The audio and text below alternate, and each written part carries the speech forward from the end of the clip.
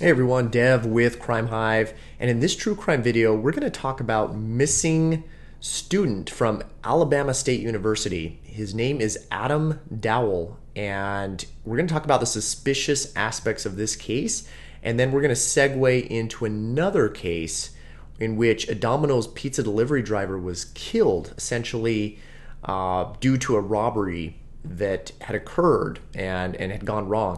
So we're going to discuss that as well. Before I do, again, this is Dev with Crime Hive. If you like these kind of true crime videos, just be sure to subscribe. And then if you hit the bell notification to all, it will give you updates on this case and other cases that I'm currently following as well. Let's talk about this case here. I want to definitely create some awareness here. We've got a missing 22-year-old student, goes to Alabama State University. He's been missing since September 8th, 2020. Now, what's interesting about this is he apparently was supposed to go to an ATM nearby, and he doesn't have a vehicle, so he was going to walk to this ATM and get some cash. Well, according to friends from the campus, he had left and they hadn't heard from him the next day. They hadn't seen him. He wasn't back on campus and they were concerned. So, of course, family gets involved. They frantically have been searching for him since day one, since they learned that he was missing. And we're going to talk about a couple aspects here. First, I want to point out what he looks like. So these are some pictures of him right now. That has been put together. He's about 5'7", 150 pounds. He's got brown eyes. He apparently has a distinct tattoo behind his right ear.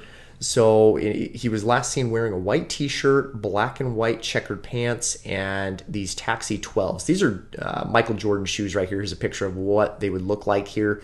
And now a couple other aspects here about this case here that I want to talk about. So this is the fifth day in a row now. He's been missing for days. Phone is apparently off. Family had tried to, locate him through his phone. It's been turned off. They can't track where he might be. His phone charger was left behind, and he typically is very good about charging his phone. It may go down, to 1 or 2%, but he's good about taking that phone charger with him if he's gone for an extended period of time. So family's very concerned, and they continue to search for him. He also goes by the name Belle. So his full name is Belle Dowdell, and this is his second year at Alabama State University. So he stays in the dorms there. And a couple things that I wanted to point out, and this is an article I'm reading from al.com. Now, they said that he had not been seen since Tuesday afternoon. Now, I've seen a couple other reports, though, that have mentioned Tuesday evening. I even saw one that mentioned Tuesday at about 8 p.m. he was last seen. So a couple things there. There's going to be some discrepancies as a case is ongoing and evolving. And so I wanted to point that out. A couple different differences in those timeframes there. Now, what's interesting, though, is apparently he had gone with another student, and that's what I was hearing from this, that he left with another student saying that he was going to get cash. I haven't heard about this other student, don't know who this other student is, and quite frankly, I'm not even sure if he actually left with this other student. So that's something we'd want to really determine is, did he leave with somebody else off campus, or did he go by himself? Now, the last place that he was seen was on the campus. So one thing that we really need to hone in here is did he ever leave the campus? And I'm sure, obviously, there's multiple law enforcement agencies involved in this case right now, and they're going to be looking through all the surveillance and videos to see, to try to pinpoint, are there any video of him leaving the campus? Was he ever nearby a nearby ATM when this occurred? So, he hasn't been heard from since, hasn't reached out to any family, and family had talked with him on Monday. It looks like here he last spoke with, so the mother spoke with him Monday, and then other siblings had talked with him on Tuesday, and that was the day that he went missing, September 8th. So now we're looking at September 13th. Still no sign from him, and he's been known to continually be in touch with family and friends. So this is definitely out of character for him, and it's quite suspicious because when you have the ATM aspect too, if he did go there, definitely puts him in a potential dangerous dangerous spot. People are, a lot of criminals out there. They're looking for opportunity, and people are known to rob ATMs, rob people at ATMs. It's cash. They're looking for cash. And a couple things that I heard about here were there was a shooting that had occurred that Saturday morning, just yesterday morning, and the school was on lockdown at Alabama State University. It's since been lifted. Don't know if it's involved in any way to this case, but definitely makes you ask the questions. What's going on around that campus? This was about a mile from campus. What kind of activity is going around that area right now? I had read that family had, while searching and passing out flyers, had even potentially been shot at. So kind of makes you raise your eyebrows and kind of wonder what's going on around that area. And then this is from that particular article that I saw here from WHNT 19 that had mentioned the lockdown. So again, this takes place in just right at Alabama State University here in Montgomery, just to give you an idea of what we're looking at here. I'm going to zoom in here on this here. So you've got the campus. As you're zooming in, you got Alabama State University, Montgomery, and again, no vehicle. So where would he have possibly gone? A lot of questions, obviously, at this point. Who else is he associated with? What types of activities was he involved in? What did he do away from school? And so there's a lot of developing information. But again, a lot of people involved. If you have any information or anything like that, there's the hashtag findbelle. There's myASU. People are putting out those hashtags trying to get more information. Police departments are involved. You got Alabaster Police Department. That's where he resided, and so they're putting out information about him as well. So if you do have any information about him, you can contact the Montgomery Police Department at 334-625-2532. And this is his mother, Toya Cohill, it looks like, 205-902-9031. I'll provide this information as well at the bottom of this. And again, we obviously hope that nothing has happened to him. We're hoping that maybe he's just missing, maybe he's gone off. These things do happen quite often, but again, this is very suspicious, and it's been so long, and it's obviously something that the family is very concerned about. So definitely wanted to mention that. And then a couple other things here. I think I've covered everything on these notes here. Now I really want to segue to this other case here. And actually, before I do, I'll go into that right now. So we're talking about this pizza delivery man who was killed, and a 17-year-old was actually arrested for this crime. And the reason I'm bringing this up too is, if you're out there working, you're delivering, you're part of the service industry, a couple things to keep aware of, and from this case, it sounds like this victim really did what he could to survive. He even had a gun with him, and we'll talk about that here in a minute here. So this case here, really sad story as well. You've got Joshua Ungersma. I believe that's how you say his name. He's 37 years old. He was actually killed. He's got a family, leaves behind a family, infant child, and gosh, from all accounts, it sounds like he was a hard worker, was working multiple jobs, did delivery through Domino's on the side, and worked as well through a Payless grocer. Did that. I mean, he was just working and hustling there to earn money for his family, and was killed while making delivery. So I want to talk about that story as well. And the son right here, this kind of gives a good layout of what happened, and I'll explain that as well. So what happened was that this takes place in Lafayette, Indiana, just to give you an idea of where this is. I pulled up the area. Took place in the 1900 block of North 16th Street here, right around this area here. And I'll show you a video. There was a witness to it that explained his account of what happened. So this is kind of what the area looks like here.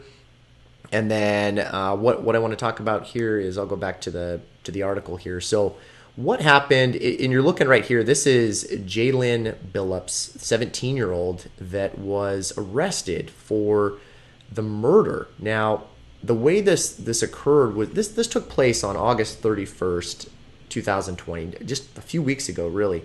And again, it took place in that area that I just mentioned, off North 16th Street. Officers arrive there. They see that Ungersma and another man, a 19-year-old named Alberto Vanmeter, were dead. They were dead on this scene here outside. Now, they saw that there was a Domino's pizza box, drinks, cash laying on the ground beside them, and then they realized that Billups, who was there at the scene, who was ultimately arrested, they learned that Vanmeter was her boyfriend. And then as they started investigating, they learned from a witness named Patrick Gibson, who told police that he heard gunshots. He went outside to find Billups, the 17-year-old, with Vanmeter, and then he said Vanmeter had been shot. So Ungersma had basically told him to call police because Ungersma and Billups were trying to rob him. So they were trying to rob him at gunpoint, and he was trying to protect himself. So apparently Ungersma shot Vanmeter in defense, and then Billups, the 17-year-old, shot Ungersma. So really sad story, obviously, with this case. Now, I'm going to show you this witness statement here that I pulled up here that explains what he. Let's see if I can pull that up here real quick. It might be this one right here. So I'm going to pull this up, and let me get back to it here. And I want you to hear the witness account of what actually happened here. Oh, it might have gone back here. Let me see if I can pull back up here. So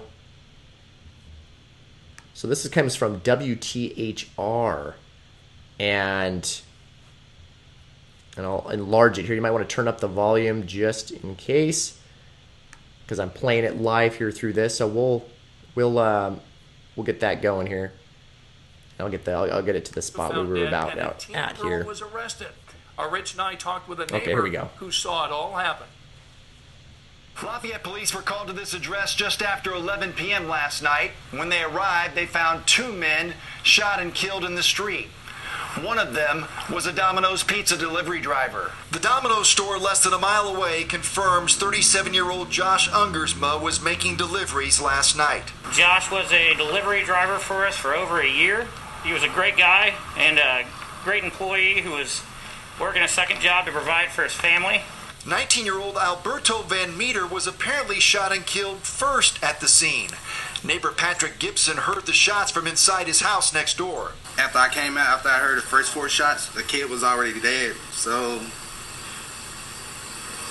I don't know who shot the first 4 shots or whatever. Then Gibson says he witnessed a teenage girl shoot the driver. I would never thought once in my life I would see something like this happen, like right there in my eyes, somebody getting shot and killed, or like somebody dead, like right there in my face.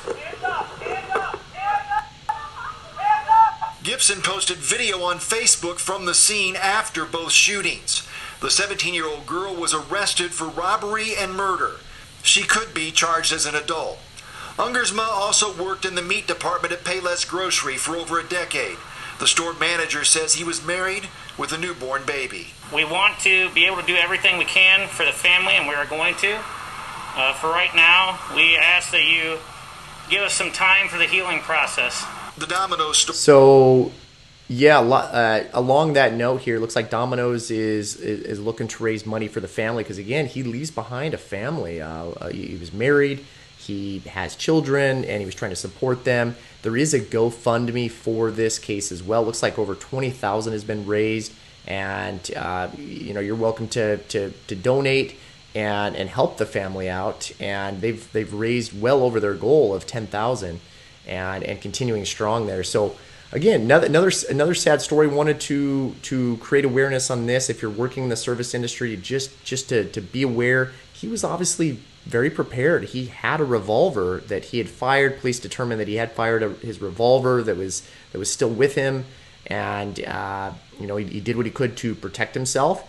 And one of the things that I really wanted to mention in this case as well, though, is when he was delivering these pizzas, it was an abandoned address. It was basically a fake address, and the phone number that had set up this delivery was from the 17-year-old Billups, and then police determined that that same phone number that she used to set up this robbery was also used to call 911, and that was after both men were shot. So again, she's looking at some serious charges, obviously with murder.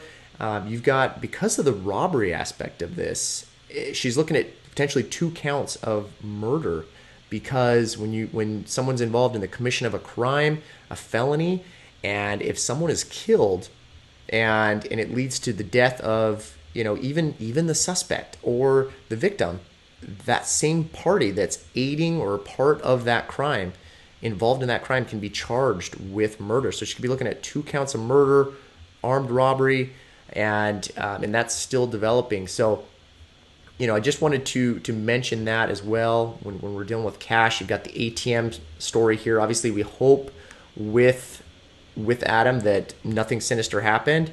Again, ATM cash, don't know. There's still a lot of unanswered questions. And then you've got the pizza scenario here with cash business. People are looking to take advantage of those opportunities. So again, this is Dev with Crime Hive. I will be back with updates to these stories and in other ones as well. You can, again, if you've followed me this far, consider subscribing to my channel. This is Dev with Crime Hive. We'll see you in another video soon. Take care.